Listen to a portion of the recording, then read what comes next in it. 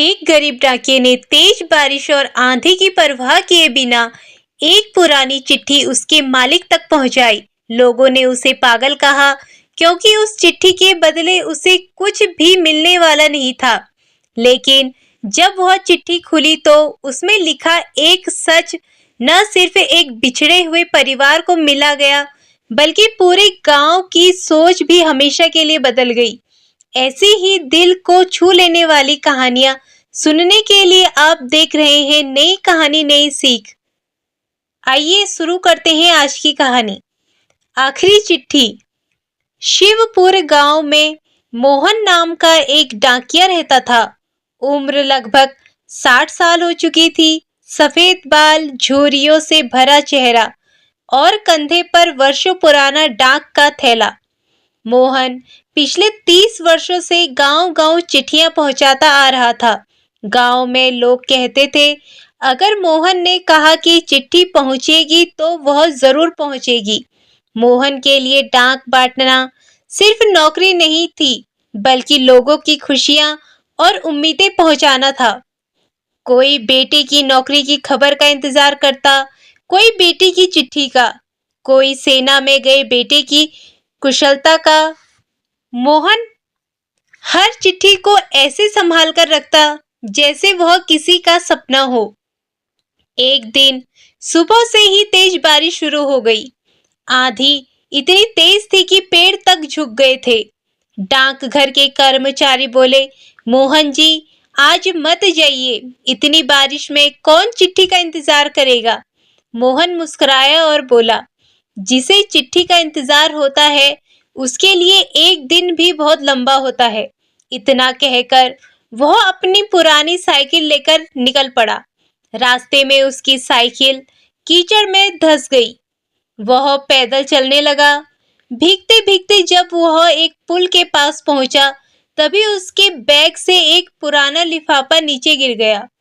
उस पर बड़े अक्षरों में लिखा था, बहुत जरूरी, केवल रामदास जी के हाथों में देना। मोहन ने तुरंत वह पता ढूंढना शुरू किया। गांव के आखिरी छोर पर एक टूटा फूटा घर था। वही रामदास जी अकेले रहते थे। उसकी पत्नी कई साल पहले दुनिया छोड़ चुकी थी और उसका इकलौता बेटा अर्जुन 10 साल पहले नाराज होकर शहर चला गया। उस दिन के बाद उसने कभी घर की ओर मुड़कर नहीं देखा। मोहन ने दरवाजा खटखटाया। अंदर से कांपती हुई आवाज आई, कौन है? मैं डाकिया हूँ, मोहन। आपके नाम एक चिट्ठी आई है। रामदास जी कांपते हाथों से बाहर आए। उन्होंने वर्षों बाद अपने नाम की चिट्ठी देखी। लिफाफा खोलते ही उनके हाथ कांपने लगे। आंखों से आंसू बह निकले। मोहन घबरा गया। उसने पूछा, सब ठीक तो है? रामदास जी ने चिट्ठी मोहन की ओर बढ़ा दी। उसमें लिखा था, पिताजी, मैं आपका अपराधी हूँ। 10 साल पहले गुस्से में घर छोड़कर चला गया था। मुझे लगा था कि शहर मुझे सब कुछ दे देगा, लेकिन वहां मुझे सिर्फ अकेलापन मिला। अब सब समझ आया कि पिता का साया दुनिया की सबसे बड़ी दौलत होती है। अगर आपने मुझे माफ कर दिया हो तो मैं कल सुबह घर लौट रहा हूँ। मोहन की आंखें भी भर आई। उसने देखा रामदास जी चिट्ठी को सीने से लगाकर रो रहे थे। पूरी रात रामदास जी सो नहीं पाए।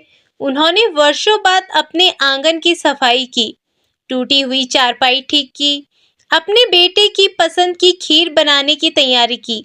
अगली सुबह पूरा गांव उसी घर की ओर देख रहा था। कुछ लोग कह रहे थे, इतने साल बाद कौन लौटता है? तभी दूर से एक सफेद कार आकर रुकी। दरवाजा खुला। गरीब 40 साल का एक आदमी धीरे धीरे बाहर उतरा। उसकी आंखें नम थी।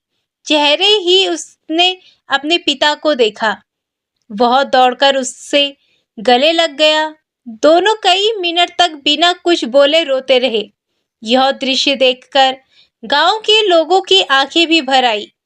अर्जुन ने मोहन के पास आकर कहा, अगर आपने यह चिट्ठी समय पर न पहुंचाई होती तो शायद मैं अपने पिता को आखिरी बार भी नहीं देख पाता।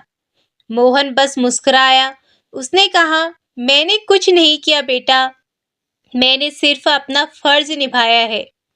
कुछ दिनों बाद अर्जुन ने पूरे गांव को बुलाया। उसने घोषणा की कि वह अपने पिता के नाम से एक नया डाकघर बनवाएगा।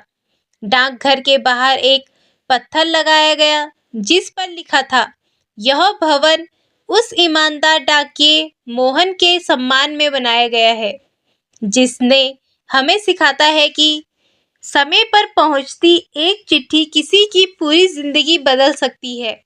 उस दिन पूरे गांव ने तालियां बजाई, लेकिन मोहन की आंखें सिर्फ रामदास और अर्जुन को देख रही थी। उसे किसी इनाम की खुशी नहीं थी। उसकी सबसे बड़ी कमाई थी एक बिछड़े हुए परिवार की मुस्कान। तो इस कहानी से हमें ये सीख मिलती है कि कभी भी अपने कर्तव्य को छोटा मत समझिए, क्योंकि कई बार हमारा एक ऐसा छोटा सा ईमानदार काम किसी की पूरी जिंदगी बदल देता है।